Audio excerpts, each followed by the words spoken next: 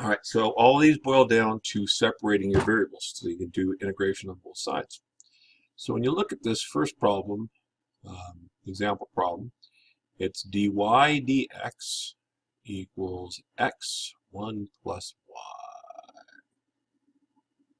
All right, I need to get all the y's on the left, all the x's on the right, so I'm going to divide both sides by 1 over 1 plus y equals dy dx equals x. I need to look at that and go, okay, so I got all my x's on one side, on both sides, on the other side. I can now integrate both sides. So I'm going to integrate 1 over 1 plus y dy equals integral of x dx. Right hand side is super easy. 1/2 x squared plus c. Left hand side, I have to say u equal to 1 plus y, so du equals just dy, right, or 1 dy. Right? So now I can integrate. I get 1 over u du equals 1/2 x squared plus c. This gives me ln of u equals 1/2 x squared plus c. To get rid of an ln, I must swing the e across, and so I'm going to get the absolute value of u equals e to the 1/2 x squared plus c. And then I remember that I can actually take this c and throw it right there. See the previous video if you really want a more bigger explanation of that. K equals e to the 1/2 x squared. And so absolute values means I can make a plus or minus, but k is plus or minus, so I am done. Why is k plus or minus? Because I don't know if it's plus or minus, so that's good to go. All right, let's do number 1. Number 1 is y dy equals x dx. Again, I'm going to multiply both sides by y to get it out of there. Go to the left-hand side. I'm integrating both sides. I get 1/2 y squared plus c equals 1/2 x squared plus c. Now here's one of these funky things that happens only in calculus. I've got a c over here and a c over here, but they're not the same c. So when I subtract c from c, I gotta get c. Because this could be any number, this could be any number. And when we subtract a number, any number by any number, you get any number. And this is 1/2 x squared, 1/2 y squared. Multiply both sides by 2, I get y squared equals x squared plus, multiply c any number by 2, and you get any number, so that's still c.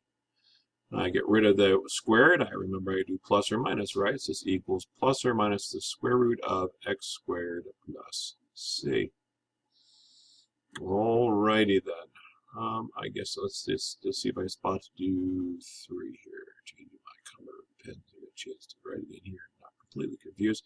So I need to move this to the other side, so I divide both sides by it. So I get 1 over 0.00, no, sorry, just 0.05 r dr ds is equal to 1, because when you divide that over, you end up losing the number leaving behind a 1. Now I'm ready to integrate both sides, so I do. I get 1 over 0.05, 1 over r, integral dr equals integral 1 ds.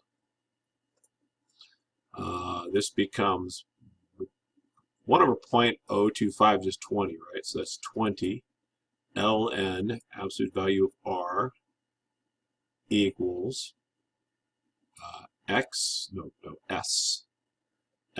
plus c. All right, s being a variable. Now I get r by itself, so divide both sides by 20, so I go ln, absolute value of r, divided by 25 divided by 20 gives me 1/4. Nope, that's not a 5, that's an s. 1/20th s. C divided by 20 is in fact c, because it could be any number. Ln, raise it up, I get the absolute value of r equals e to the 1/20th s. And remember, this constant can be thrown out in front, so I might as well do so. And then get rid of the absolute value bars by saying k could be plus or minus, so why bother writing plus or minus. And I am done with number 3. All right. Let's do number 5. Let's do number 5.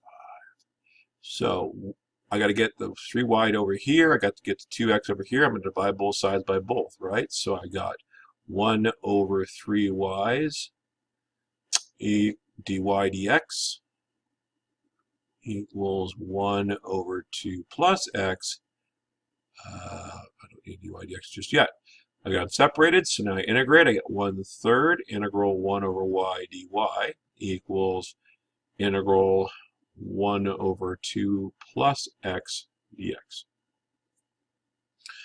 Recognizing that that is the case, I'm now going to take the integral both sides.